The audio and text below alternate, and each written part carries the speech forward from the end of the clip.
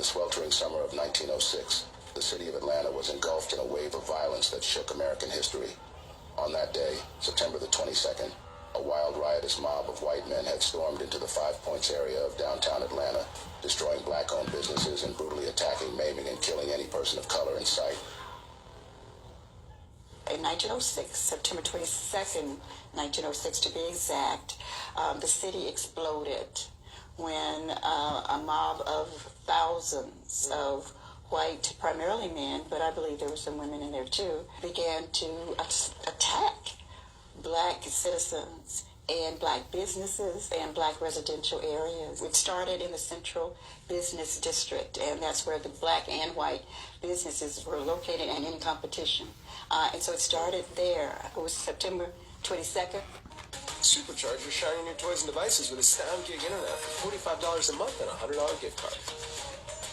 And in competition. And so it started there. It was September 22nd, that Saturday, the 23rd, the Sunday, the 24th, that Monday, and September 25th, that fourth day. This madness of blind hate and cold hostility would go on for a string of 4 days, as the hateful mobs dispersed through downtown and surrounding areas, reducing it to rubles. And that was the day that it was centered primarily in Brownsville. Okay, where there was really an armed confrontation. They duked it out. They battled it out. The south side.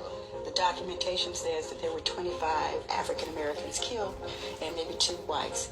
We know the numbers were greater, especially when it came to the black victims of this assault. The catalyst for this was really a result of media, a result of articles that were in newspapers in the city during this time frame. They published articles that essentially categorized all black people as criminals. And the media had lied about this heart-wrenching event, twisting the truth of the entire event to cover up the damages done by whites from the public eye.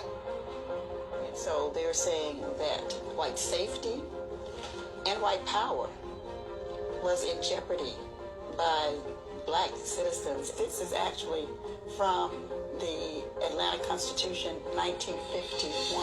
And so you'll notice that they say possibly Atlanta's most tragic period was the 4 bitter days in September 1906 when hatred and death rode rapid through the normally quiet, peace-loving city. Following a series of attacks on white women by Negroes, tension had grown to an extremely dangerous point. So they're validating, they're saying there were attacks on white women by black men. So in telling the story, they're perpetuating a lie about what really occurred. It was a period of the gubernatorial elections, the campaigns. And so the papers were in competition, really. The papers were actually the tools of the 2 candidates for the Democratic nomination for governor. The Atlanta Constitution was the paper that was affiliated with Clark Howell, one of the 2 gubernatorial candidates, Democratic gubernatorial candidates. The Atlanta Journal was affiliated with Hope Smith. There was fear that black male voters had too much power. And of course, black men were in the majority in the Republican Party. About 75% of the Republican Party was comprised of black men. So this is Lincoln's Republican Party. Exactly. So now, with that being said, so what you're articulating here is that this is organized from the top. Yes. I mean, if we have 2 gubernatorial candidates that are using some kind of demagoguery to really strike fear into white Atlanta, this is orchestrated at a very high level. The race riot, also known as the Atlanta race mass killing, was a violent and tragic event that exposed of a truth the deep-seated racial tensions and inequalities which plagued the nation at the turn of the 20th century. This was a planned effort by white power structures to politically disempower black Atlantans and impede future social progress. This was done under the guise of a race riot sparked by alleged black criminality. Though described as a riot, the 1906 Atlanta race mass killing is still largely unknown, despite being the largest outbreak of racial violence in Georgia's history, according to the National Center for Civil and Human Rights. In this video, we will be examining the 1906 Atlanta race riot. But before we go on, Do not forget to support our efforts by hitting that like button before you. Share with your family and friends to keep spreading our eye-opening black narrative, and kindly subscribe to stay tuned in for more informative stories ahead.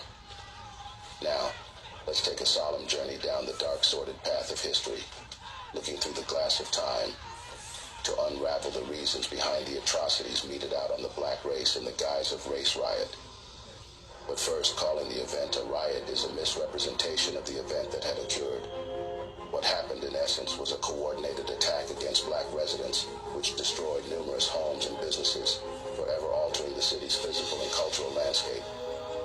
Here, the story goes. After the end of the American Civil War and during the Reconstruction era, there was violence of whites against blacks throughout the South. Whites reacted to the emancipation of blacks, accusations of black criminality, and political empowerment of freedmen. Specifically, the gaining of voting franchise by blacks, which led to political power and representation. And the fact of having former slaves become equals was threatening to whites' ideals of racial supremacy. Also, increased tension resulted from whites competing with blacks for wages, and the idea of paying for labor which had been free for centuries was too hard for them to bear. Atlanta had developed rapidly, attracting workers for its rebuilding and particularly known from the 1880s as the rail hub of the South. Workers from all over the country began to flood the city. This resulted in a dramatic increase in both the African American population, who grew from 9,000 in 1880 to 35,000 in 1900. And the overall city population increased from a population of 89,000 in 1900 to 150,000 in 1910, as individuals from rural areas and small towns sought better economic opportunities. With this influx and the subsequent increase in the demand for resources, race relations in Atlanta would become increasingly strained in the crowded city. Whites would expand Jim Crow segregation in residential neighborhoods.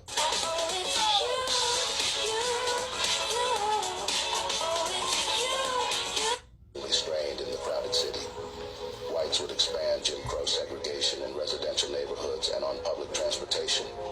However, freedmen and their descendants had gained the franchise during Reconstruction, and whites increasingly feared and resented their exercise of political power. African Americans had also established prosperous businesses and developed elites who distinguished themselves from working-class blacks, making some whites resent them even more. Among the successful black businessmen was Alonzo Herndon, who owned and operated a large, refined barbershop that served prominent white men. This new status brought increased competition between blacks and whites for jobs and heightened class distinctions. The police and fire department were still exclusively white, as were most employees in the city and county governments. State requirements from 1877 limited black voting through poll taxes, record-keeping, and other devices to impede voter registration, but many freedmen and descendants could still vote. Unfortunately, the two major candidates played on racial tensions during their campaigning for the gubernatorial election of 1906, in which Ems Hoke Smith and Clark Howell competed for the Democratic primary nomination. Smith had explicitly campaigned on a platform to disenfranchise black voters in Georgia, while Howell was also looking to exclude them from politics. Smith was a former publisher of the Atlanta Journal, and Howell was the editor of the Atlanta Constitution. Both candidates used their influence to incite white voters and help spread the fear that whites may not maintain the current social order. These papers and others attacked saloons and bars that were run and frequented by black citizens. These dives, as whites called them, were said to have nude pictures of women. The Atlanta Georgian and the Atlanta News publicized police reports of white women who were allegedly sexually molested and raped by black men.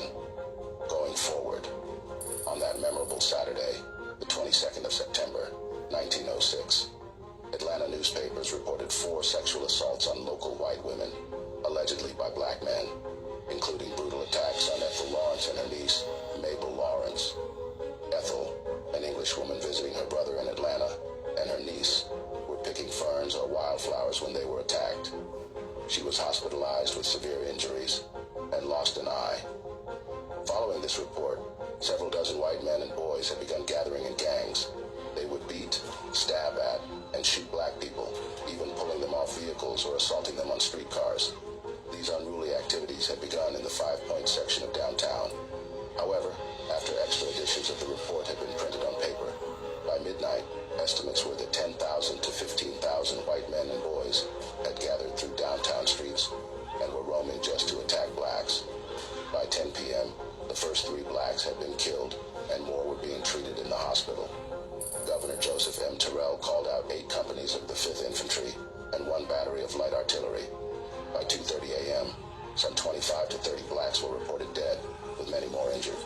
The trolley lines had been closed before midnight to reduce movement, in hopes of discouraging the mobs and offering some protection to the African-American neighborhoods, as whites were going there and attacking people in their houses or driving them outside.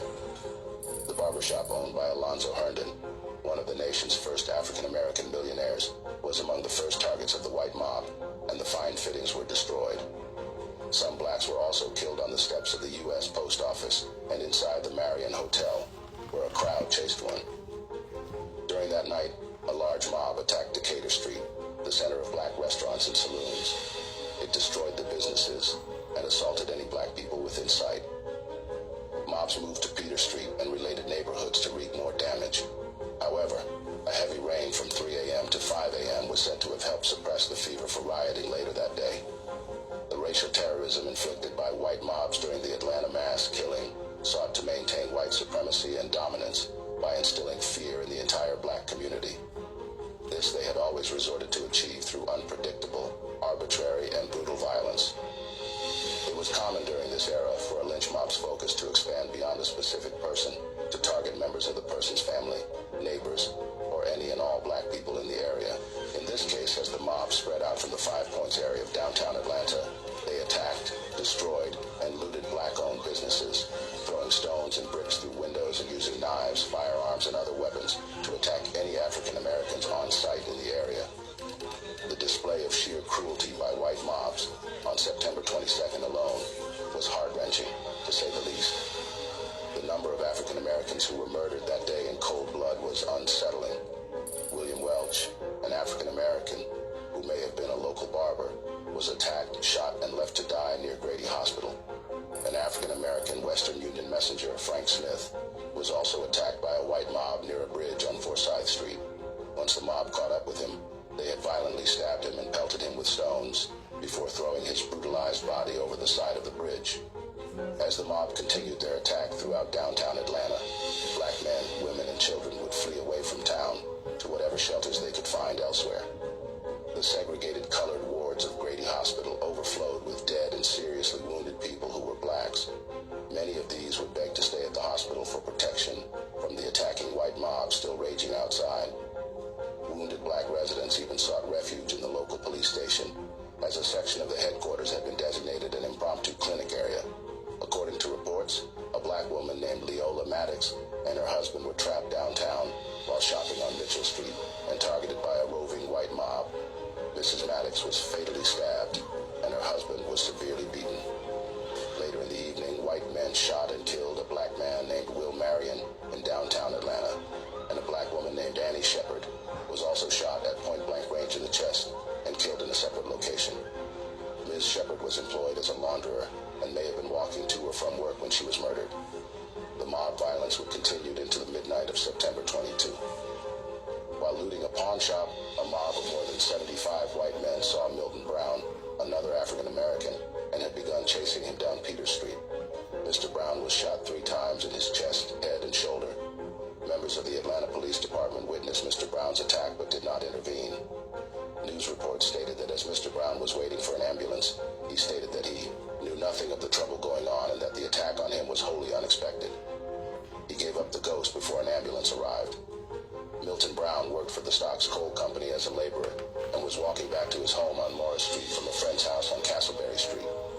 From the 22nd to the 25th of September 1906, news reports issued various counts of the dead and wounded, and many unnamed victims were reported to have been beaten, shot, maimed, or brutalized as the riot continued without intervention.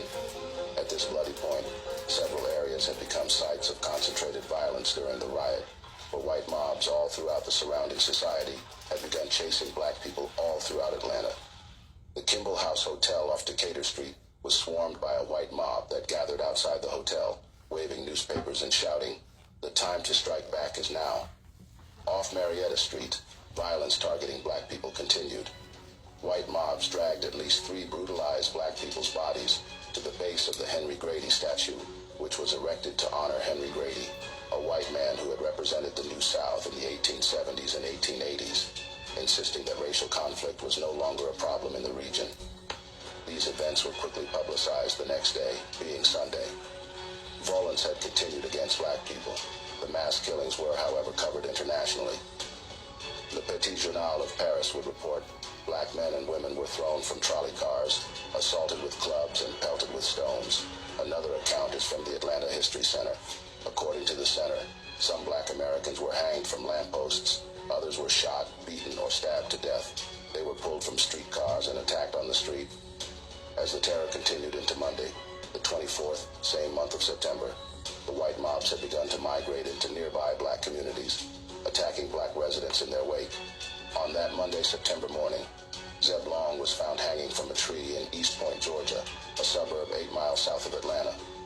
According to news reports, the East Point police arrested Mr. Long on September 23rd for incendiary talk about the way white people were treating Negroes and imprisoned him in the town jail.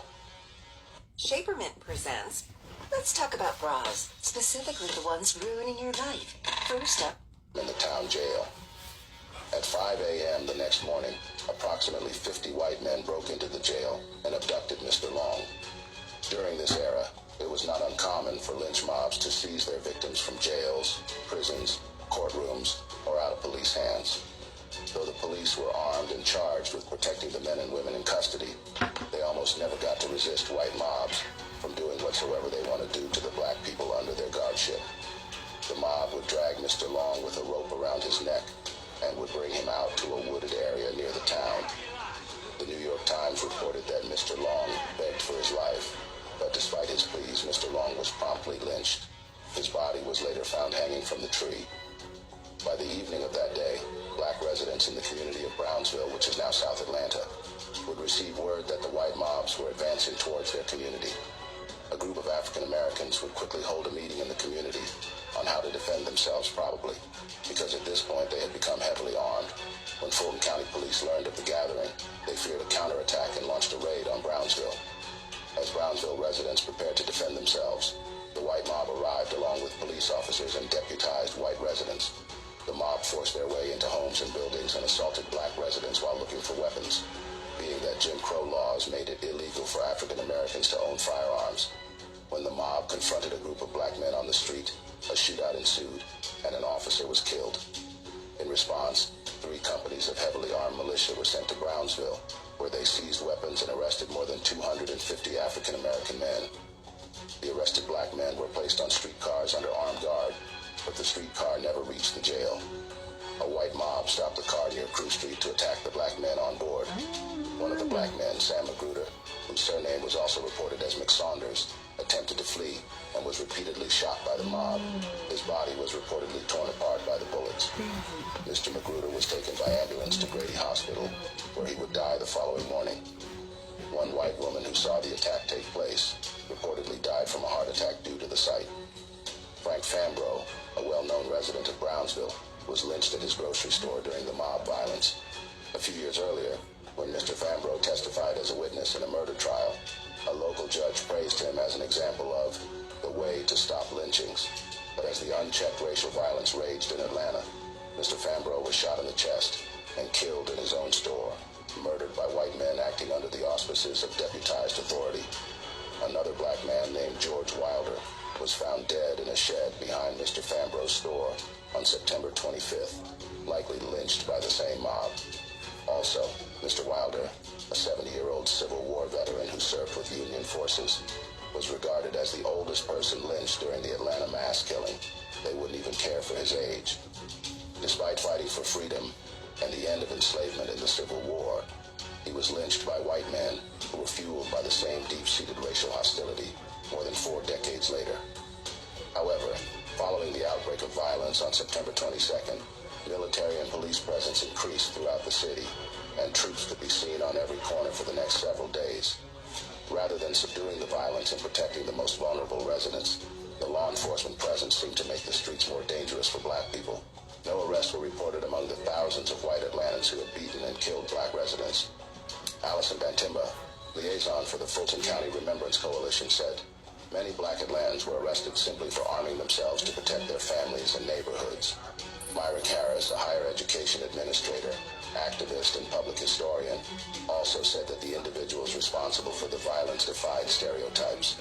They were not all so-called lower class, working class, illiterate white people who were in this mob, she says. These were the upstanding white citizens of the city. They ran the gamut from lower class, working class, middle class, upper class, law enforcement, lawyers, doctors. They were all a part of this raging mob. Early in the morning on Tuesday, September 25th, Will Moreland and James Fletcher, two black men, were further killed by Atlanta City Police on Randolph Street. They were promptly shot by two white officers who responded to allegations of a disturbance caused by Negroes firing at passing white men. And just to justify the shootings, the Atlanta Constitution reported that the police officers were shot at before killing Mr. Moreland and Mr. Fletcher, but those claims were never confirmed or scrutinized in court. It was unclear whether the officers who lynched Mr. Moreland and Mr. Fletcher were full-time officers or newly deputized white men granted official authority to patrol the city, much like the lawless mobs. Also, on that 25th, one Sam Robinson was shot and killed by soldiers for not halting. Mr. Robinson, who was employed as a carpenter in South Atlanta, was on his way to work when he was murdered. The presence of white paramilitary citizens, police officers, and state militia did little to quell the riot. On the contrary, instead, it had served in many cases to increase the number of casualties. Meanwhile, as the police arrests and violence against black Atlanta residents continued, black leaders and white officials would meet privately to discuss plans for ending the terror, and the city's Chamber of Commerce held a public meeting. Although the riot had been the product of white mob brutality, fueled by the sensationalized narratives of racial hostility spread by the white press, these meetings insisted on a narrative that the violence was due to black Atlanta residents' failure to protect white women. News reports of the mass killing spread throughout the United States and Europe, but much of the coverage was inaccurate because Atlanta officials minimized the degree of death and destruction that occurred to spare the city's reputation and protect its business interests. Sadly, many people's lives were forever changed by witnessing these events. For both Walter White, then 13 years of age, and W.E.B. Du Bois, then a professor at Atlanta University, the riot became a defining moment. What Walter I'm getting chin and neck laser lipo in a little less than a month with Sonobello. Let's talk about it. I'm sure you're... The riot became a defining moment. What Walter White witnessed, standing in the window of his family's downtown home, frightened and terrified him. Du Bois, on the other hand, secured himself and his wife in their apartment, and later did what was completely out of character for him. He purchased a gun that he fully expected to use if his family was threatened. After the riot, Du Bois penned a poem, The Litany of Atlanta. The riot convinced Du Bois that the best protection for African Americans in the South as well as the North was an organization dedicated to promoting social justice and protection of legal rights. He helped found the National Association for the Advancement of Colored People, NAACP, in 1909. In the aftermath of the riot, grand jury investigations would conclude that city police had absolutely failed in the performance of their duty, which has led to the death of many African American Atlantans. Citizen groups made up of white and black community leaders would meet to determine how to provide aid to those who were most affected. However, despite the riot's roots in racial hostility, there were other consequences of the riot as well, both locally and nationally. Its aftermath saw a depression of Atlanta's black community and economy. The riot contributed to the passage of statewide prohibition and black suffrage restriction by 1908. With more Jim Crow laws later developed to further restrict the rights and freedoms of black people in Atlanta, preventing them from living in certain residential areas and forcing black-owned businesses out of the central business district. Inasmuch as the race riot had a profound effect on many of those who experienced it, it was forgotten or minimized for decades in the white community and ignored in official histories of the city. In conclusion, the 1906 race riot serves as a clear reminder of the deep-seated racial tensions and inequalities that have plagued American society for centuries. The violence and destruction that occurred during this dark chapter in history emphasized the urgent need for continued efforts to address systemic racism and promote social justice. It is also imperative that we learn from the mistakes of the past and work towards creating a more inclusive, harmonious, and equitable society for all. That brings us to the end of yet another video segment. Did you happen to learn a thing or two? Share your thoughts with us in the comment section below. We are always delighted to pick from them. Also, support our works by hitting the like button in front of you. Share with your friends and families to keep spreading our eye-opening Black narrative, and kindly subscribe to stay with us if you are yet to. Thank you for watching, and see you in the next video.